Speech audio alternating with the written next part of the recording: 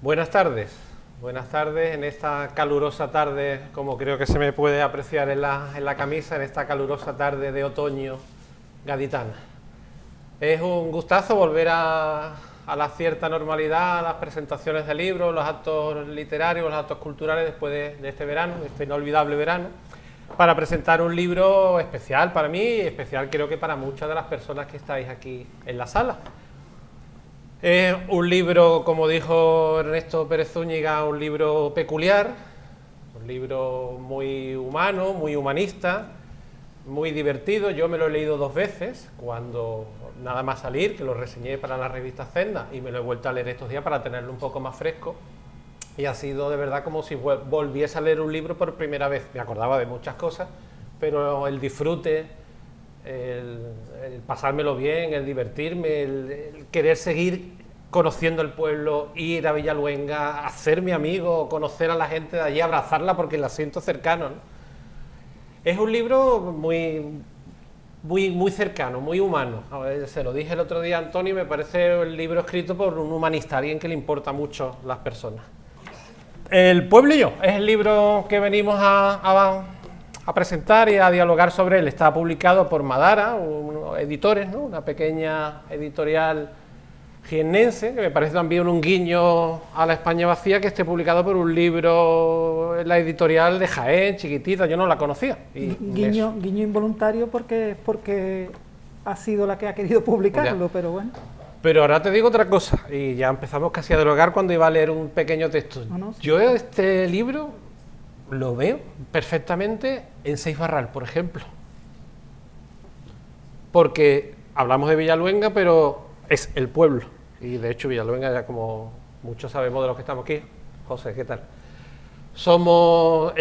Es el pueblo y vale para cualquier pueblo de la geografía española. De hecho, ya hablaremos por qué fue Villaluenga la elegida. Tuvo que ver, como siempre, el factor humano casi a última instancia para que fuera el municipio elegido, y pasaron por otras comunidades, por otras regiones, ¿no? En esa época para la elección del municipio. Y bueno, El pueblo y yo recrea la aventura que ha vivido en el año y medio de investigación desde que cayó en sus manos la película El pueblo. ¿Y qué película es esa del pueblo? Puede preguntarse algunos de los que están en la sala. Yo, cuando me empezó a hablar de este libro, no sabía obviamente de la existencia de ese documental. Y la historia me parece fascinante, pero fascinante, vamos, es una historia de Vilamata, de Paul Auster, cómo llega todo, la concatenación de sucesos, de acontecimientos, no sé, el azar, que juega también un factor tan importante en este libro. En 1981, dos directores australianos, James Wilson y John Tristan, rodaron en la ciudad serrana del sur de España, en Villaluenga del Rosario, y si quieres a partir de ahora hablamos ya del pueblo también, un documental de 23 minutos sobre la vida rural en nuestro país, encargada por el Ministerio de Educación de Nueva Zelanda, con un propósito didáctico. La intención era, creo que es textual, mostrar la diferencia cultural de lugares alejados de la realidad neozelandesa.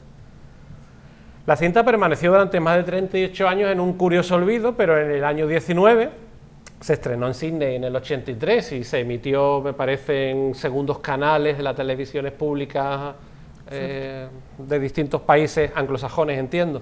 Se recuperó gracias a su tesón, al de Antonio Javier, se digitalizó en la Universidad de Cádiz y se estrenó en España, en el mismo pueblo en el que se rodó, en el verano del 19. El pueblo y yo relatan la historia de este rodaje y del recorrido del documental, que también retrata la vida rural, porque muestra la vida cotidiana de los pueblos y de las personas que habitan esos pueblos. He vuelto a leer, lo he dicho antes, por segunda vez este libro, y he vuelto a disfrutar con esta obra humanista, apasionante, amena, entretenida y muy profesional, que constituye una peripecia narrada con el autor con un cierto aliento de novela. Me parece además un híbrido de estos libros que hay de falsa novela, ensayo novelado, un género que juega muy interesante, muy entretenido. He disfrutado muchísimo de este libro, muchísimo, y vamos a hablar sobre él. En el primer capítulo hablas, bueno, quisiera decir algunas palabritas. No, buenas tardes y porque va, que nada, estoy muy agradecido porque sabéis que los actos literarios son muy desangelados, las presentaciones de libros son muy desangeladas y salvo que seas María Dueña o Paz Padilla, ¿no? Sí, sí. Pues, más incluso la segunda, me parece. La única vía para hacer una presentación arropada, cálida, es tener muchos amigos. Y hoy siento que tengo muchos y buenos amigos. Entonces, gracias por estar aquí, porque creo que es lo primero que habría que decir. Así que adelante ya, todo tuyo. Empezaremos a dialogar de manera distendida y relajada. En el primer capítulo hablas de tu particular making of, porque este libro efectivamente es un cómo se hizo el documental, ¿no?, del pueblo. Curiosamente, además, llegaste, lo hablamos ayer por teléfono, llegas a este libro, y lo vas a contar ahora con más detenimiento, a través de Pérez Clotet, de la literatura, de los libros, llegas a un documental. Por el documental llegas, bueno, o escribes este libro, y además por este libro, dentro de un rato veremos, Topofilia hace un documental. No sé, parece que esto es una concatenación de sucesos y no sé a dónde te llevará ahora, si tiene que ver. Todo esto venía, y la primera pregunta, eso, que cómo llegaste al libro, cómo llegaste al documental, cómo llegas a este libro, cómo se sale la chispita de la idea de empezar. Bueno, pues yo creo que al final estaba dándole una vuelta esta tarde al tema del libro otra vez, porque como tú escribes el libro y llega un momento en que casi no lees, no quieres ni leer lo que dejaste escrito. Yo creo que también por miedo a que haya errores, a que no te guste lo que escribiste, y entonces lo vas dejando ahí. Tengo como, para las entrevistas de prensa y tal, tengo como ya un cierto discurso construido y tal. Y estaba dándole vuelta hoy que quizá yo llego al libro por el trabajo de bien hecho de gente que no conozco. Era mi reflexión esta tarde. ¿Por qué?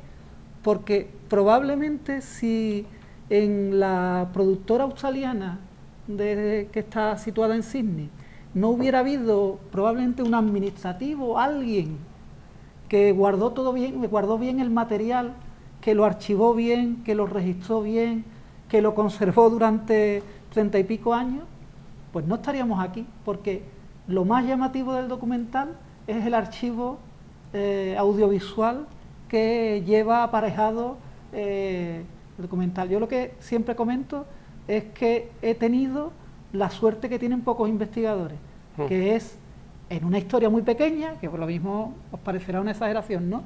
Pero yo he encontrado la tumba de Tutankamón de los documentales, en el sentido de que no encuentras solo el documental, que es fácil, ¿no?, sino que encuentras fotografías, los cuadernos de producción, es decir, tengo el timing de cómo rodaron cada día, de cómo hicieron la postproducción, todos esos elementos que forman, pues, no sé, la anatomía de, si fuera Otto Preminger, ¿no?, la anatomía del asesinato, ¿no? Pues yo lo he tenido a mi disposición. Entonces estaba pensando hoy que al final yo llegué a la historia porque hubo personas en la Antípoda que hicieron muy bien su trabajo. Lo hicieron muy bien al conservarlo. Como diría Muñoz Molina, ¿no?, el trabajo bien hecho por el mero hecho de hacer las cosas bien, que va a contracorriente de lo que nos encontramos ahora. En la sociedad actual es igual que horroroso, ¿no? El documental pudo perderse porque todo el celuloide lo tiraron. Es decir, que las películas en celuloide desaparecieron y llegó un momento en que creo que lo que había eran 2 DVD de mala calidad encima, no eran buenos, con la calidad que hubiera tenido el celuloide. Es decir, estoy en esta historia por ese trabajo anónimo, ¿no? Que también es una característica de todo el libro. Al final, yo lo escribí casi, no voy a decir con escritura automática, porque me documenté, tenía una estructura en la cabeza, tal, pero yo me doy cuenta que sin querer, a mí lo que me interesan son las historias de la gente que para el común de los mortales, para la sociedad, menos importan. Esas historias más anónimas y bueno, esa escritura automática quizás me ha llevado a reflexionar sobre eso, sobre las personas que están detrás de las historias y no salen nunca ni van a salir mal.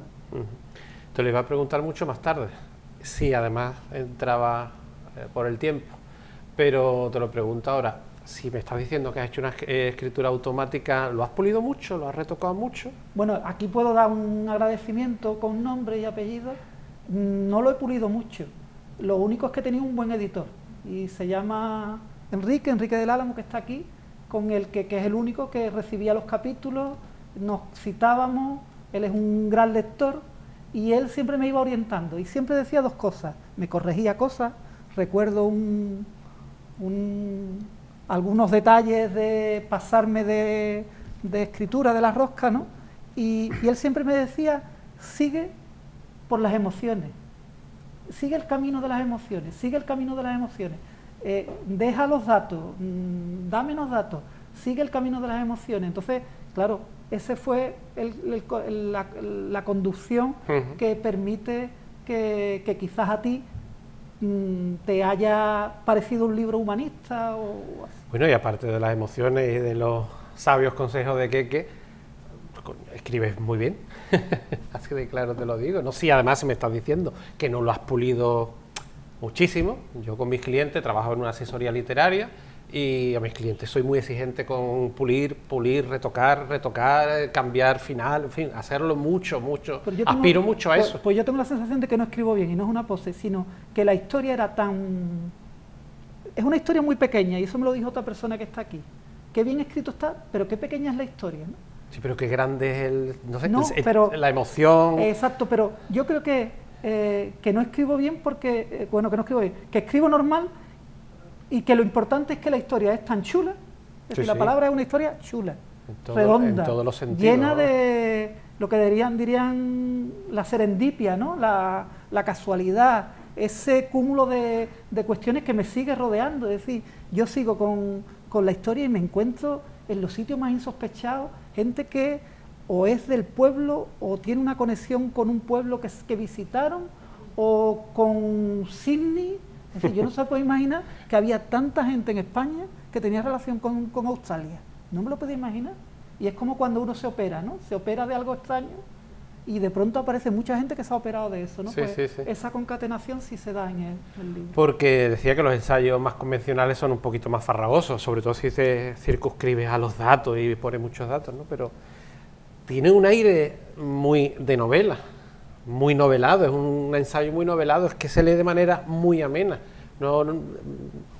Y eso tampoco se llega con facilidad, no sé. Bueno, aparte de centrarte en la parte emocional. También, yo nunca había hecho escritura en este territorio, ¿no? Que es más un territorio más personal, ¿no? Sí, sí. Y entonces tiene que salir, creo, por fuerza lo que tú has leído y cómo has leído. Y yo reconozco que he leído mucha novela policíaca, mucha novela de misterio y el elemento ese de la intriga reconozco que es un elemento que es interesante para que las historias fluyan, ¿no? Porque además parece que ha sido esa sensación de atracción hacia el documental, hacia el libro, lo trasluce por las sensaciones que tienen los periodistas, las personas que te han ayudado. No sé, Tamara García, Ricardo Olmedo, no sé, no me parece que sea un tema más, no cubren una noticia más, sino acaba siendo algo, eso, muy cercano, muy humano, muy que le afecta, a lo mejor por esa cosa de que saqué en la reseña y parece que te gustó,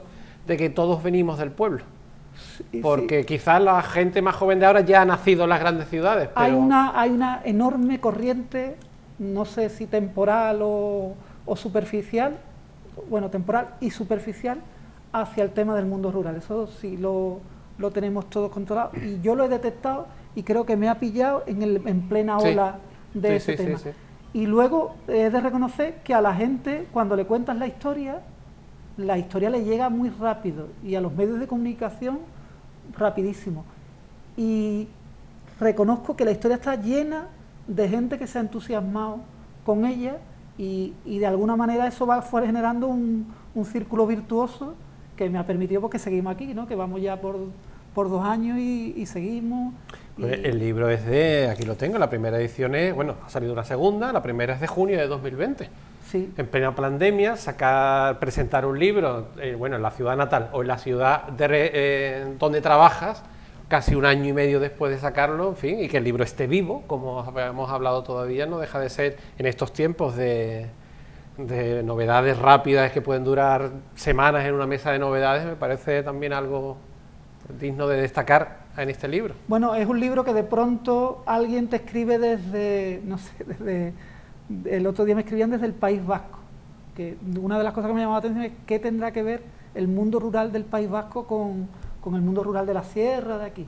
Y bueno, un correo de esos de 4 o 5 párrafos de autoidentificación, de emoción, y entonces cuando tú te llegan correos de ese tipo, pues sí te plantea que quizás hay ese ejercicio de nostalgia hacia atrás que se realiza, no está luego en tantos libros como parece. No, para nada. Parece que hablamos siempre del pasado y tal, pero no sé si se habla del pasado con mucha documentación o se habla del pasado con mucha literatura, en el buen sentido de la palabra, pero la gente no conecta. Yo creo que también juega a favor y es un elemento que ayuda el tema visual, es un ensayo con imágenes.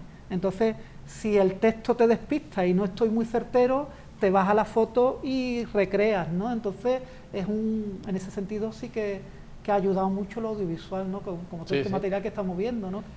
Cuentas todo el proceso de grabación del documental, de la guía didáctica, de tu investigación, incluso de la cubierta del libro, ¿no? Hay un párrafo o dos sobre la fotografía, pues él es Antonio, el que está aquí, parece que la fotógrafa está también aquí presente. ¿Podríamos catalogar a este libro, además de muchos de los adjetivos que lo he catalogado, como también exhaustivo? Porque es que lo cuentas todo. Y no te lo digo como de mérito, todo lo contrario.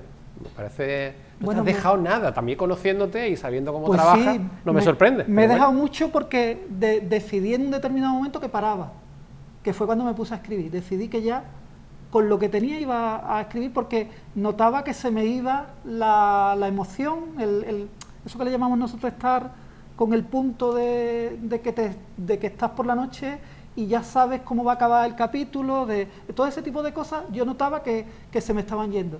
Y ahora estoy haciendo un artículo para una revista norteamericana de cierre de la investigación, que es más académico y tal, y se me han quedado muchas cosas de documentación, de investigación, pero que seguirán saliendo, porque es un libro que al final tiene muchísimos hilos, ¿no? Es decir, el otro día, leyendo un libro de Carlo Levi, que se titula, yo no sé si lo conocéis, que Cristo se paró en Éboli, es un libro sobre el sur de Italia, y perfectamente podríamos haber escrito en Andalucía o en Cádiz un libro que se llamara Cristo se paró en Jerez o Cristo se paró en Ronda, ¿no? Es decir, cómo hemos tenido unos pueblos durante siglos y durante casi 3/4 partes del siglo XX casi sin Estado. El Estado solo aparecía para hacer las levas de los soldados y para cobrar impuestos.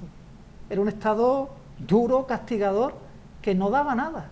Y de pronto el documental registra justo un periodo en el que esos hombres sin Estado, esas mujeres sin Estado, pasan a tener un Estado, que es la democracia, que por primera vez les garantiza en mayor medida o con todas las carencias que queramos, le garantiza a los pueblos una serie de servicios y de protección que no tenían. En el documental sale, y a mí siempre me llama muchísimo la atención y me emociona mucho y me hace reflexionar mucho, una señora de 85 años que es la limpiadora del ayuntamiento. Ana, ¿no? Que está... Con normalidad, con sí, absoluta normalidad. Y esas cosas, dices tú, ¿cómo podían pasar? Y pasaban porque efectivamente con la idea esa de Carlo Levi eran hombres y mujeres sin Estado. Y además, esa Ana que te refieres, esa escena, tiene ese servilismo, además de estar de rodillas limpiando la escalera mientras el alcalde va bajando. Pero ¿no? yo tampoco lo tengo claro, yo creo que en el libro se refleja, es decir, el servilismo, el cine es muy impactante y te lanza los mensajes muy claros, ¿no? Pero yo recuerdo a mi abuela en un suelo igual, el suelo pintado ese de pintura color cazuela, yo creo que muchos de aquí lo recordamos, y mi abuela me decía que es que ella, para que quedara bien, se tenía que poner de rodillas. Entonces, las lecturas, los códigos que tenemos muchas veces son del tiempo actual y tú tienes que ir a los códigos de ese otro tiempo. Y lo que yo noto es que cada vez es más difícil encontrar esos códigos porque las personas van yendo, se van muriendo, y de alguna manera también he tenido lo que decía antes de la exhaustividad, era como la sensación de que lo tenía que escribir por si acaso. Por si acaso, porque había muchos elementos que tienen que ver con oficios, con herramientas, con palabras, con costumbres, que te da la sensación que le quedan 2 telediarios, Dani. Algo así es lo que te ha pasado o lo que te ha llevado a rodar Topofilia, ¿no?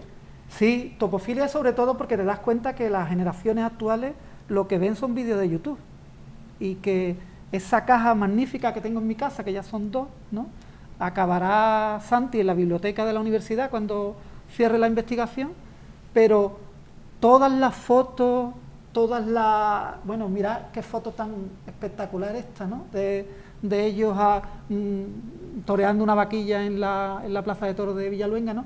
Todo ese material, al menos que estuviera en un soporte audiovisual, que aunque fuera un peñazo de 49 minutos, por pesado, porque ya nadie aguanta tanto metraje, pero que quedara en algún sitio y que la gente pudiera ver este tipo de imágenes, de fotos, de recuerdos, y también el periodo actual, el periodo actual. Sí, interesante me parece el documental, no menos interesante es la guía didáctica, que obviamente no la tenemos, no la he visto en ningún momento, pero bueno, está muy contada, muy bien contada, muy exhaustivamente contada en el libro. ¿Cómo se llamaba la guía didáctica del pueblo, ¿no? Spanish Village, que es de 1986, 5 años después, que si no me equivoco tenía 30 páginas y 24 fotografías que están además recogidas. La guía es una auténtica maravilla, porque yo he estado intentando al mismo tiempo ver cómo era la documentación de aquella época, es decir, imaginarme qué fuentes tenía alguien que quería saber en Nueva Zelanda algo de España. Y era una maravilla, es decir, la cantidad de documentación que manejan esas personas en un tiempo que no existía internet y que lo que había eran enciclopedias muy generalistas que no profundizaban para nada en cómo era España. La guía la hace un maestro, el equivalente a un maestro de primaria nuestro ahora, un maestro de secundaria nuestro de ahora, con todo el material que los australianos capturan aquí. Yo sospecho que hay un par de cuadernos de notas que no están en la caja de producción, porque la guía didáctica está muy bien construida y te transmite un documento de primer orden sobre cómo vivían realmente en ese periodo en cualquier pueblo de Andalucía. Yo te diría que incluso más allá de Despeñaperro. Te propongo un juego, no sé, cómo quieras llamarlo. ¿Qué pensarían los chavales neozelandeses de la década de los 80 al ver cómo era España? Pues yo creo que a algunos les pasaría como a los de ahora, que estarían pensando en salir fuera del instituto, del colegio, a jugarse, no sé si en Nueva Zelanda, el partido de rugby o lo que fuera. Es decir, habría como todos, ¿no? Ellos hacen este documental y salen un hilo de la investigación por un artículo del País que salió sobre la película. Ellos hacen el documental porque tienen fuertes problemas de lo que llamaríamos ahora inmigración. Es una sociedad multicultural, tienen problemas de inmigración porque venía gente de Sudamérica, venía gente de Asia para reactivar la actividad económica. Ellos tienen una actividad entonces ganadera también, no había casi turismo, no es como ahora, y tienen un fuerte problema de indigenismo, de cómo insertar a la población indígena en una sociedad que es pues totalmente anglosajona y en que han arrasado en muchos casos con las costumbres de ellos. Entonces este tipo de guía didáctica lo que intentaba era que ellos conocieran otra realidad distinta para que lo suyo no les pareciera tan impactante. Y la verdad es que lo tenían que ver como vemos nosotros los documentales de la Polinesia o de una isla africana. Es decir, yo creo que lo veían con ese componente casi de extrañeza, ¿no? Sí. El tándem James y John grabaron 5 documentales. Bueno, ¿no? Entre el 74 y el 81. Los otros, si no me equivoco, eran Francia, Italia, Grecia y Nigeria. Sí. ¿Has podido ver alguno de esos 4 Sí, documentales? los he visto todos. ¿Qué sensación te...? Bueno, ellos eran, yo creo que detrás de todo es que ellos se financiaban con estos documentales un modo de vida. Tenían mucho de hippie y encontraron un sistema estupendo que les pagaba, que tenían bastante dinero y que además disfrutaban. Y yo creo que en el fondo tenían que tener, John Tristan era neozelandés, aunque le llamaran en Villaluenga australiano a los dos, ninguno de los dos era de Australia, uno era neozelandés y otro escocés, ¿no? Pero el neozelandés tenía que tener algún contacto en el Ministerio de Nueva Zelanda para colocar estos productos, porque en ese conjunto de la idea del multiculturalismo, Roma como que no encaja muy bien en el plan. Una aldea francesa muy urbana, ¿no?, tampoco encajaba muy bien. Yo creo que ahí había como un cierto intento de aprovechar la historia para viajar. Pero son documentales con la misma línea, sin voz, sin narrador y sin subtítulos.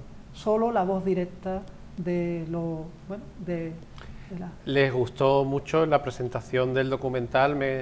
Lo has dicho, viene en el libro también, las reacciones de la gente a ver sus antepasados, sus amigos, sus familiares, ¿no?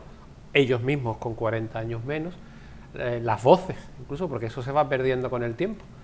Y tuvo que ser una experiencia muy hermosa aquella presentación. Yo lo que cuento en el libro es verdad. Yo llegó un momento en que aquello además era también como una especie de problema de orden público, ¿no? Porque y además lo recuerdo ahora pensando en la pandemia que ha venido después, y pienso en un sitio, en una caseta que es una plaza cubierta de pueblo, con más de 300 personas, totalmente pegadas una detrás de otra. 3 equipos de cámaras que hubo siguiendo la actividad, que imagínate que eso es como tal, y se planteó casi un problema de orden público. Yo llegó un momento en que para disfrutar lo único que hice es lo que digo en el libro, es que me puse delante de la pantalla y solo escuchaba los sonidos de la gente. Y la verdad es que fue una pasada, y sobre todo fue muy divertido el tercer tiempo, ¿no?, como en los partidos de rugby, ¿no? El chavalillo que se te acercaba y te comentaba que había visto el abuelo y que solo lo conocía de foto, y en la película habla, es decir, que ese tipo de cosas. Y luego mucha gente que no es que llorara, pero sí tú la veías la emoción y el agradecimiento por haber hecho. Y luego, además, sumado el tema de contar con el propio director allí. Es que eso es una pasada, eso no le pasa a nadie que lo intente. Es decir, si tú intentas una cosa de esas, no te sale. Bueno, y el alcalde que vivía en Galicia, ¿no?, el alcalde del año 81, que bajó y estuvo también. Sí, entonces, no sé, se da una concatenación que yo lo único que estoy es agradecido. Yo lo único que quería era que se quedara en algún sitio escrita la historia, porque a mí me ha parecido increíble. Sí. Y sigo alucinando, me siguen saliendo cosas por ahí que tú dices, como le meta el hilo, pues me desato, ¿no? Y eso estoy satisfecho, es lo que sería la palabra. Decías antes que no ves este componente emocional en muchos libros, quizás en muchos libros tratan muchos temas, muchos autores. Cuando llegas a un nivel casi profesionales que tienen que sacar un libro al año o un libro cada poco tiempo, entonces ya ese componente emocional escriben ya como funcionarios de las letras, ¿no?, de 8 a 3, y van sacando un libro detrás de otro. Tú lo has hecho con ese componente tan humano y demás, y te has fijado mucho en los personajes, porque es un libro de personajes. Además del propio pueblo, que tanto sale, el pueblo, los personajes del pueblo, pero también otro personaje importante del libro es el aislamiento, esa Andalucía rural. Para mí, uno de los personajes, ojo, yo todo esto, como siempre os digo, de verdad, esto se parece a la transición, ¿no?, que ve a todos estos políticos ya tan mayores, Alfonso Guerra, y tan resabiados, ¿no? Alfonso Guerra, Felipe González y toda esta gente, y parece que dibujaron la transición en una pizarra, ¿no? Y eso no se lo cree absolutamente nadie, no había un plan, ¿no? En el libro yo tenía, eso sí confieso que tenía el último capítulo escrito desde el principio. El último capítulo está casi escrito desde el principio. Un capítulo sobre Tachita, la señora esta mayor, lo tenía escrito desde el principio. Es decir, tenía elementos, pero yo reconozco que no tenía un plan cerrado y que me permitiera, bueno, casi dibujarlo todo. Y yo creo que ahí pues salgo ganando yo en que pude escaparme, y muchas veces yo, el personaje que creo que está, y me doy cuenta ahora, es el paisaje. Que tú has dicho el aislamiento. Bueno, quizás es el aislamiento del paisaje. Yo creo que uno de los elementos del libro es el paisaje y del documental. Me pasó el otro día una cosa muy graciosa y casi todo el mundo conoce aquí los llanos del Republicano, ¿no?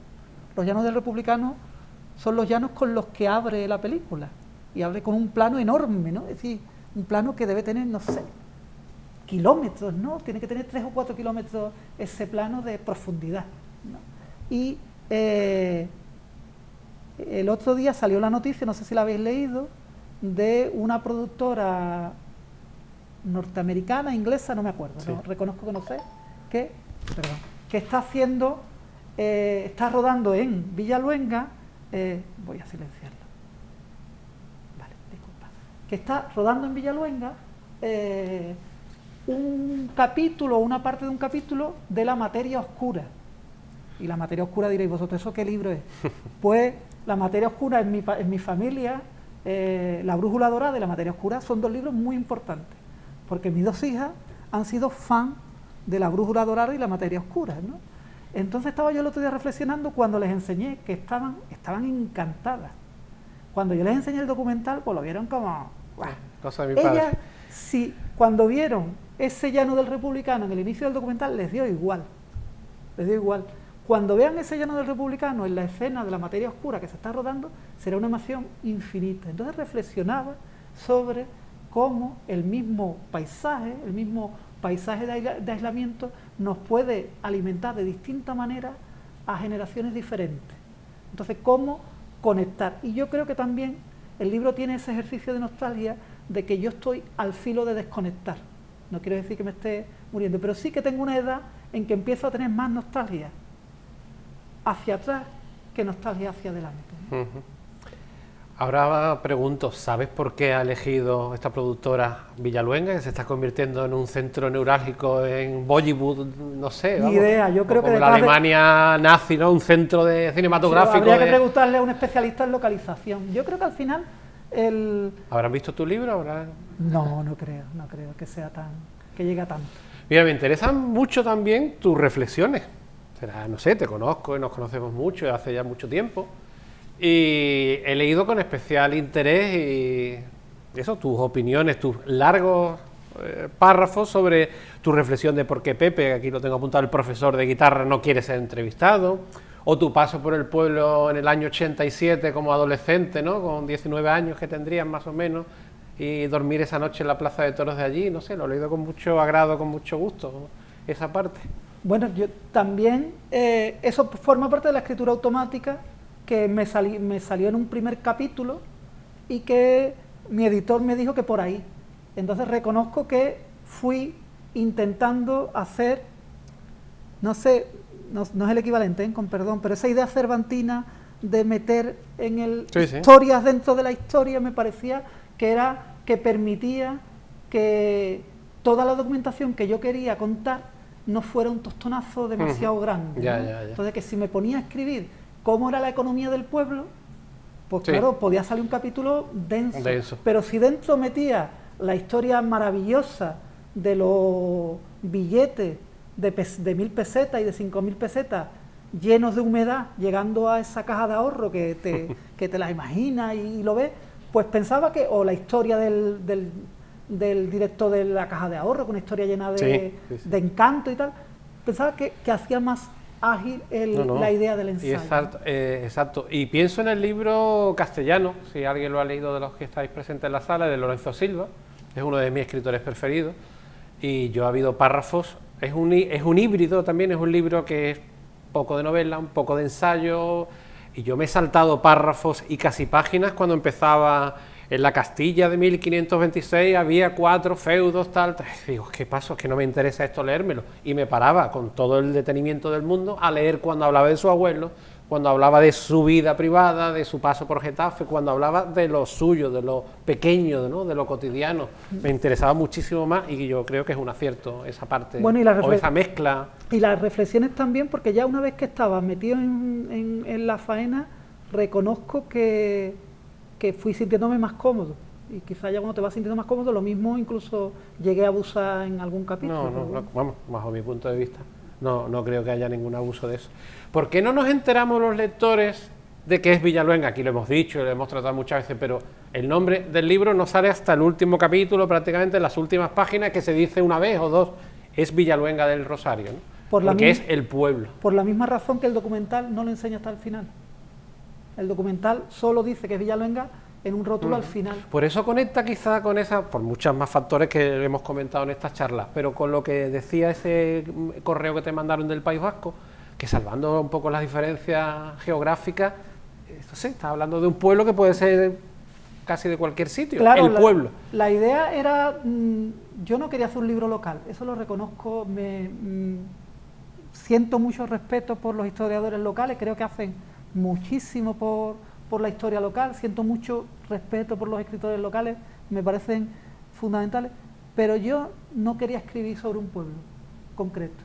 No, tu libro es muy universal. No, pero no solo eso, sino que no me siento cómodo, me da grima, no soy yo, no soy yo.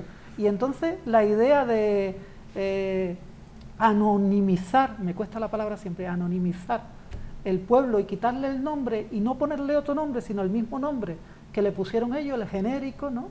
Ellos además ni lo tradujeron en el inglés, sigue siendo el pueblo, ¿no?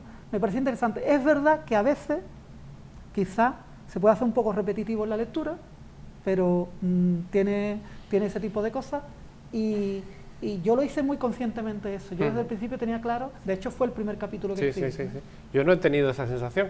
Los que lo habéis leído aquí, me gustaría también conocer vuestra opinión. Yo no he tenido en ningún momento nada repetitivo y además me ha hecho, como sucede con los buenos libros, que lo cierras o te paras un momento. Y luego te iba a contar que antes se me ha ido la idea. Sí. Que a mí al final, también otra cosa que me he dado cuenta luego, no escribiéndolo, que me interesan los extranjeros, no los extranjeros, me interesan los puntos de vista de los extranjeros. Ah, sí, su visión, ¿no? Sí, cada vez me estoy volviendo un friki de eso, de cojo cualquier cosa y lo leo. Y yo creo que en el fondo me interesa ese punto de vista porque yo en parte tengo un puntito de extranjero en todo lo que soy, en todo lo que estoy. Es decir, trabajo en una institución en la que me siento hasta un poco extranjero muchas veces porque no comparto del todo ni la forma de proceder. Lo están grabando, Sí, bueno, pero ellos me conocen, ¿sabes? Sí, ni la forma de ser, ni tal. Me siento, no soy de ningún sitio. Nací en San Fernando, pero no me siento de ningún sitio. Vivo en el puerto, pero tampoco tengo un apego especial. Es que tú el carácter ese localista o nacionalista de eso andalucista, no soporto. Bueno, escribí una vez con 30 años un artículo sobre el andalucismo y luego salí en el libro negro del andalucismo por el artículo. Entonces, bueno, no soy nada eso, pero sí me interesa mucho la mirada del extranjero porque es una mirada externa y es una mirada viciada por tópico y eso. Sí. Pero me parece que es muy interesante tener esa mirada muchas veces, porque tiene que ser un aséptico del todo y no tener recorridos personales que te lleven a estar condicionados, ¿no?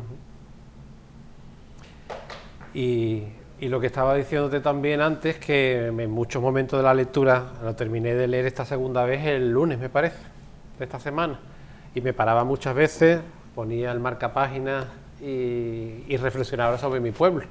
Yo soy de Cádiz, he nacido aquí, pero mi madre es de Chipiona y mi infancia son Chipiona, la playa, los corrales, el moscatel, de pequeñito lo bebía y me sigue encantando, de pasa negra, ¿no? Y me has hecho reflexionar, y digo que eso sucede con los buenos libros que te hablan de un universo universal, pero que al final derivan en ti, y pienso en mi pueblo, y he pensado en mi abuela, y he pensado mucho en mi infancia, y me lo has hecho hacer gracias al libro, y no todos los libros consiguen eso, y lo he comentado con algunas de las personas que hay en esta sala, y me han comentado que también le has hecho reflexionar sobre esa infancia y esos pueblos de cada uno, ¿no? Y eso es muy difícil también. Bueno. No sé qué decir, esas cosas me... Vale. La nota diferenciadora del pueblo de Villaluenga del 81 que vemos en el vídeo ahora principalmente serían las queserías. Principalmente. No, ¿qué va? La metáfora de los 40 años, no, la metáfora no sería la figura, el símbolo de los 40 años es la fuente, es lo que nadie ha percibido. Y quizá yo en el libro no sea capaz, me da pena no esas cosas que dices tú. Que está exactamente igual. No, al revés, el cambio se ve en la fuente. Es la misma fuente y hace 40 años era el lugar de encuentro, era la fuente de vida y era el elemento del que estaba todo el pueblo pendiente, porque solo había agua 3 días a la semana. Y las señoras, que eran femeninas, la parte femenina, tenían que estar constantemente yendo a la fuente a recoger agua para todo el día. Y era el lugar del cuento, de socialización, de control social, de las dos cosas. Socializarse y controlar, ¿no?, lo que estaba pasando. Y ahora, 40 años después, la fuente es un mero elemento decorativo. No hay nadie en las fuentes de los pueblos, nunca. Es decir, yo siempre voy, recorro los pueblos y siempre me fijo en las fuentes y no hay nadie.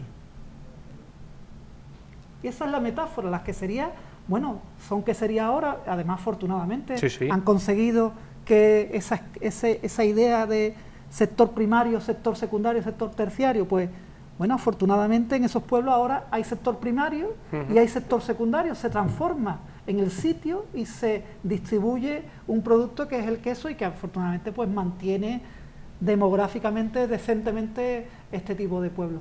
Pero yo creo que la metáfora, el símbolo está en cómo ha cambiado un pueblo. Pues yo diría, mira la fuente, piensa cómo era la que sale aquí, que sale varias veces, ¿no?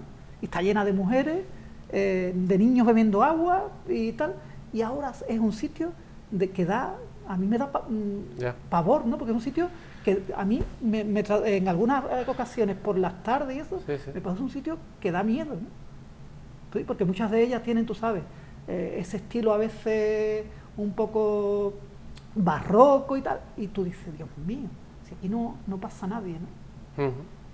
Curioso, eso no lo he notado, igual que te he dicho, que te he alabado. No lo transmití bien. Eso no lo he visto como quieres tú contarlo.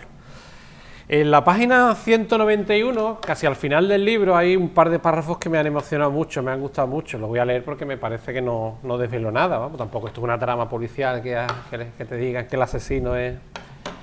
Y dice así: el paso del tiempo, lo que recordamos, lo que olvidamos, lo que no queremos recrear, lo que evocamos desde nuestras pequeñas imposturas, en fin, lo que nos hace seres humanos con memoria.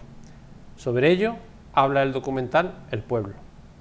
El paso de mi tiempo, lo que he rememorado, lo que he obviado para no dañar a sus gentes, lo que no he querido abordar por barreras personales, lo que he retocado levemente para hacer el relato plausible, lo que me hace un viajero con memoria. Sobre ello habla este libro, El Pueblo y yo. Es muy hermoso, muy bonito me parece estas reflexiones, y ahora un presentador maquiavélico y malvado y un poco cabrón te preguntaría qué has obviado para no dañar a la gente. Ya, lo que pasa es que se está grabando. Bueno, hay ¿Qué no has querido abordar por barreras? Hay una trama que es interesantísima, pero yo he querido hacer un libro, no sé, todo lo digo igual que lo de la transición. Estoy ya como Alfonso Guerra diciendo que lo dibujé en una pizarra. No lo dibujé, me salió, ¿vale? Me ha salido un libro naif, un libro blandito, es un libro blandito. Sí, pues yo muchas veces le decía a Enrique, ¿no está un poco cursi esta parte? No es un libro blandito, pero creo que recoge bien la idea del documental. El documental es un documental blando, porque estaba destinado a niños de 8 a 12 años. Es un documental que no se metía en grandes problemáticas. Hay tramas en el pueblo que serían dignas de esas novelas que gustan tanto ahora, de la guerra civil y Volver ahora y no sé cuánto, ¿no? La historia de Pedro Pérez Clotet como creador, fantástico. Es decir, yo me emociono con muchos de los poemas, los recomiendo. Incluso la poesía más religiosa me resulta cercana, me emociona, es decir, pero es un personaje muy, muy oscuro, hay un periodo ahí que casi desde la posguerra hasta que se va a Ronda, que hay un control en el pueblo que lo ejerce él. Si yo entro en el libro en esa cuestión, se me va el libro. Es que además tampoco... No, sí, da para mucho, porque además está la vida condicionada por personas como esta. Es decir, solo me introduzco la historia del huérfano rojo, que así es como lo tituló un periodista, porque es una historia muy bonita. No, es una historia tristísima. Es una historia tristísima porque una persona que le matan a su padre y a su madre porque cogieron restos de leña de un sitio que el señorito había dado permiso pero luego se lo quitó y se aprovechó y los mataron a los dos. Es una historia que dice poquísimo del país que teníamos. Es decir, una mancha de malas personas por todos lados impresionante. Pero su historia sí es muy bonita, una historia que renace a pesar de todas las condiciones, y que esa es la misma persona que mejor conecta con los australianos, que es lo que más me interesa de la historia.